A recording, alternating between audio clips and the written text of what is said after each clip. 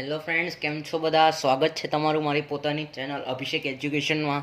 મિત્રો, last time આપણે chapter number 1 standard 10નું સમાજનું પ્રસ્તાવના પહેલું ચેપ્ટર ભારતના વારસામાં પ્રસ્તાવના વિશેની માહિતી જોઈ હતી, જેમાં 4-5 વાક્યો જોવા મળતા હતા. આજે આપણે ભારતનું સ્થાન અને વિસ્તાર તથા ભારતનો વૈવિધ્યસભર વારસો એ આ વિડીયોમાં જોવાના છીએ. ભારતનું સ્થાન અને વિસ્તાર, આપણે આ તો વારસાની વાત ચાલે તો ઇતિહાસનું એટલું બધું ભારતનું સ્થાન ત્યારે મતલબ કોઈ સુવિધા નથી જેથી આપણે ભારતનું સ્થાન નક્કી કરી શકીએ. એટલે કે પહેલું વાક્ય એવું ચાલે કે ભારત પ્રાચીન સમયમાં ઘણું વિશાળ હતું. પ્રાચીન સમયમાં ઘણું વિશાળ હતું. હું પોઈન્ટ્સ જ લખું છું, તમને નોટ આખા વાક્ય લખતો નથી, ઓનલી પોઈન્ટ્સ લખું છું. તમને કઈ રીતે આને લંબાવવાનું કે પ્રાચીન સમયમાં ભારત ઘણું વિશાળ હતું, બરાબર છે? આ રીતે નહીં લખવાનું, બરાબર. હું હવે નેક્સ્ટ વાક્ય, પરંતુ હાલમાં ભારત વિસ્તારની દ્રષ્ટિએ, બધાને ખબર છે, નાનપણથી જ ભણતા આવ્યા છે, નાનપણ તો ના કહેવાય પણ 6ઠા-7માથી લગભગ આપણે ભણીએ છીએ કે ભારત વિસ્તારની દ્રષ્ટિએ 7મું અને જનસંખ્યાની દ્રષ્ટિએ બીજું સ્થાન ધરાવે છે. બસ આટલા જ વાક્યો. આ ભારત સ્થાન અને વિસ્તારમાં આટલા જ વાક્યો. તમે કહેશો કે ભાઈ તે તો આટલું બધું કેટલું મોટું હેડિંગ મારી, જેમ કે આખું ફકરો મતલબ આખું પત્તું આવતું હોય, પણ એમ નથી. ફક્ત 2 જ વાક્યો. સ્થાન વિસ્તારની વાસ્તે વિસ્તારમાં તો આપણે વાત કરી દીધી, 7મું સ્થાન છે અને જનસંખ્યાની દ્રષ્ટિએ બીજું સ્થાન ધરાવે છે. હવે નેક્સ્ટ આવશે આપણું વૈવિધ્યસભર વારસો. વૈવિધ્યસભર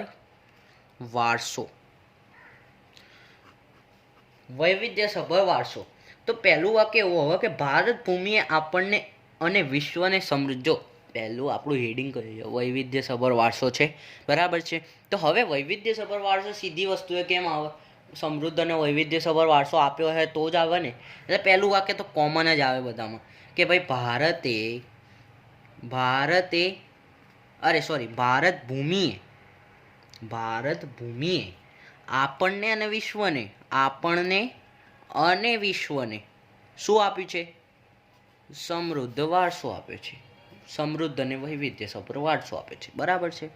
પછી નેક્સ્ટ આવશે કે આ એક માર્ક્સમાં તો મોસ્ટ આપીએ કે ભારતીય સંસ્કૃતિ શાંતિપ્રિય અને વેપારી રહી છે. ભારતીય સંસ્કૃતિ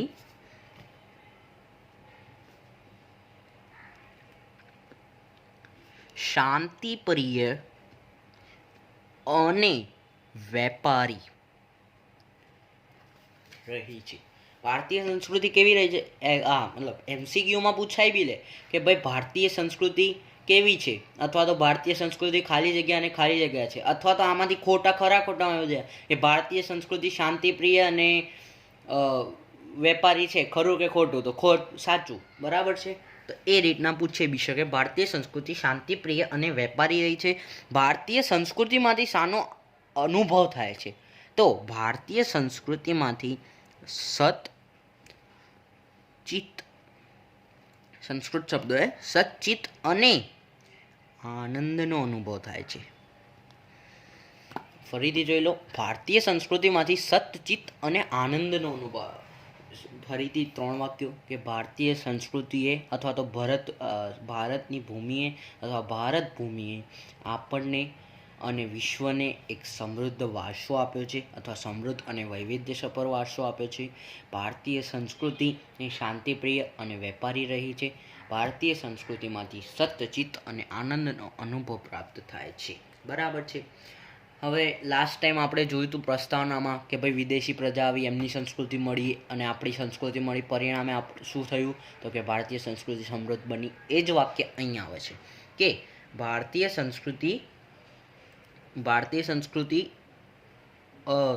આ ઉપરાંત અહીં આવીને આ બધા ઉપરાંત અહીં આવેલી ભિન્ન પ્રજાઓની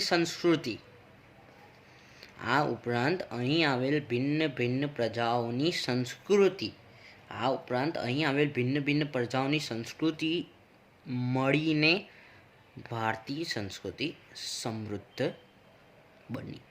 આ લાસ્ટ ટાઈમનું વાક્ય, એના એ જ વાક્ય ગોઠવીને આગળ મૂકેલ છે, બરાબર છે.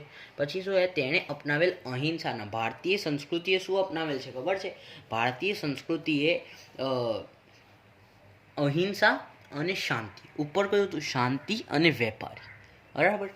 પણ એ શું એ સંસ્કૃતિ કેવી રહી છે, બરાબર છે. હવે મૂલ્યો, શાના મૂલ્યો વિશ્વભરમાં પ્રખ્યાત છે? તો કે ભારતીય સંસ્કૃતિએ અપનાવેલ અહિંસા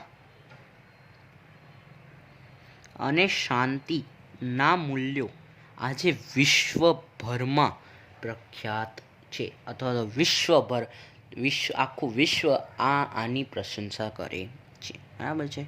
એ તો વાક્ય રચના તો તમને કઈ બી રીતે ગોઠવીને બનાવવાની છે. હું ફક્ત કેટલું કામ કરું છું કે પોઈન્ટ્સ આપવાનું કામ કરું, બરાબર છે. ચાલો હવે આગળ જોઈએ તો સિંધુ ખીણની સંસ્કૃતિથી સિંધુ ખીણની સંસ્કૃતિ, સૌથી જૂની સંસ્કૃતિ આપણી સિંધુ ખીણની સંસ્કૃતિથી શરૂ કરીને આજ સુધીના લોકો સુધી, સિંધુ ખીણની સંસ્કૃતિથી શરૂ કરીને આજ સુધીના લોકોએ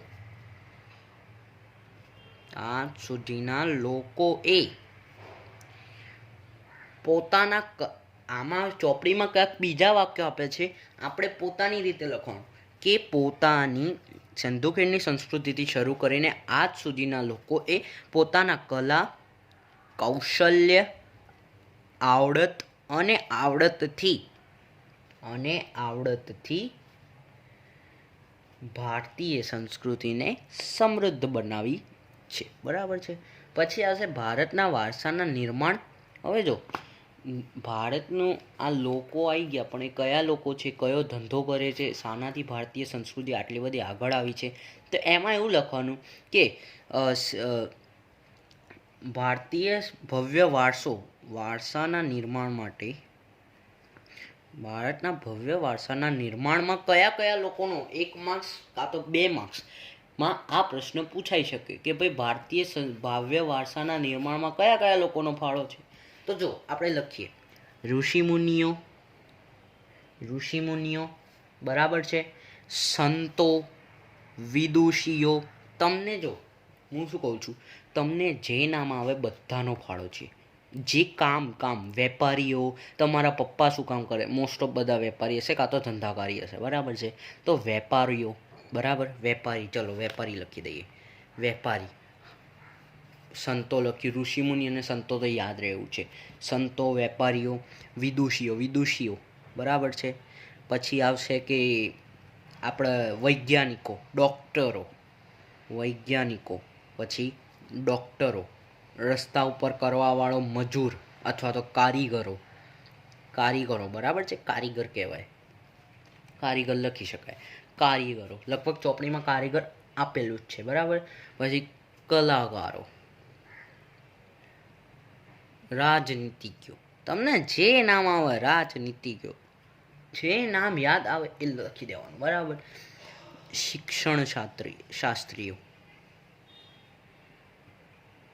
વગેરેનો અમૂલ્ય ફાળો જોવા મળે છે. વારસાના નિર્માણ માટે આ બધાનો ફાળો જોવા મળે છે, બરાબર છે. તો આમ ભારતીય સંસ્કૃતિનું નિર્માણ થયેલું જોવા મળે, અથવા ભારતીય સંસ્કૃતિનો વારસો એ મતલબ શું કહેવાય, આમ કે ભારતનો વૈવિધ્યસભર વારસા વિશેની ટોકનો કહેવાય. અથવા તો છેલ્લું વાક્ય આમ બી લખે કે આમ ભારતીય સંસ્કૃતિનું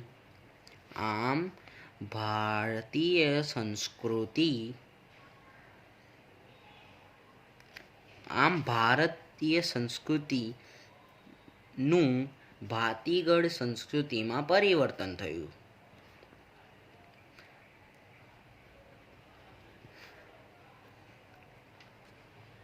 અથવા તો એ રીતે લખી શકાય કે ભાઈ આમ ભારતમાં ભાતીગળ સંસ્કૃતિનું નિર્માણ થયું, બરાબર છે. જોઈ લો બધા કે આ છે આપણો ભારતનો વૈવિધ્યસભર વારસો. કે પહેલી જ એવું આવે કે ભારતની ભૂમિ અને આપણને અને વિશ્વને શું અમૂલ્ય અને વૈવિધ્યસભર વારસો આપ્યો છે. ભારતીય સંસ્કૃતિ શાંતિપ્રિય અને વેપારી થઈ છે. તેમાંથી સત્યચિત્ત અને આનંદનો અનુભવ થાય છે. ઉપરાંત ભારતીય સંસ્કૃતિ ભારતીય સંસ્કૃતિમાં અનેક વિદેશી પ્રજાઓ આવી અને એમની સંસ્કૃતિ મળીને ભારતીય સંસ્કૃતિ સમૃદ્ધ બની. ભારતીય સંસ્કૃતિના અહિંસા અને શાંતિના મૂલ્યો આજે વિશ્વભરમાં પ્રખ્યાત છે. બરાબર છે. સિંધુ ખીણની સંસ્કૃતિથી શરૂ કરીને આજ સુધીના લોકોએ પોતાના કલા કૌશલ્ય અને આવડત દ્વારા ભારતીય સંસ્કૃતિ ભવ્ય વારસાનું નિર્માણ કર્યું છે. અને ભારતના ભવ્ય વારસાના નિર્માણમાં આ બધાનો ફાળો અને આમ ભાતીગળ સંસ્કૃતિમાં ફરીથી એકવાર ટોપિક જોઈ લઈએ એકદમ શાંતિથી કે ભારતીય સંસ્કૃતિએ અથવા ભારત ભૂમિએ આપણને અને વિશ્વને અમૂલ્ય વારસો આપ્યો છે અથવા તો વિશ્વને અમૂલ્ય વારસો આપ્યો છે. બરાબર. ભારતીય સંસ્કૃતિ હંમેશા શાંતિપ્રિય અને વેપારી રહી છે. ભારતીય સંસ્કૃતિમાંથી સત્યચિત્ત અને આનંદનો અનુભવ થાય છે. ભારતીય સંસ્કૃતિમાં વિદેશી પ્રજા આવી અને એમની સંસ્કૃતિ મળી ગઈ તો શું બન્યું? પરિણામે ભારતીય સંસ્કૃતિ સમૃદ્ધ બની. ભારતના અહિંસા અને શાંતિના મૂલ્યો આજે વિશ્વભરમાં પ્રશંસા કરે. આખું વિશ્વ પ્રશંસા કરે છે સિંધુ ખીણની સંસ્કૃતિથી શરૂ કરીને આજ સુધીના લોકો. ઓકે, બરાબર. પછી આ લોકોનો કોનો ફાળો છે અને આમ ભારતીય સંસ્કૃતિ ભાતીગળ સંસ્કૃતિમાં નિર્માણ થયું. ઓકે, ચાલો હવે આગળનું આજે આપણે ખાલી ભારતનું સ્થાન અને વિસ્તાર વિશેની માહિતી તથા ભારતનો વૈવિધ્યસભર વારસા વિશેની માહિતી ભણે. હવે નેક્સ્ટ વિડીયોમાં આપણે શું જોઈશું? તો નેક્સ્ટ વિડીયોમાં આપણે જોઈશું સંસ્કૃતિનો અર્થ અને ભારતનો સાંસ્કૃતિક વારસા વિશેની માહિતી આપણે જોઈશું. ઓકે.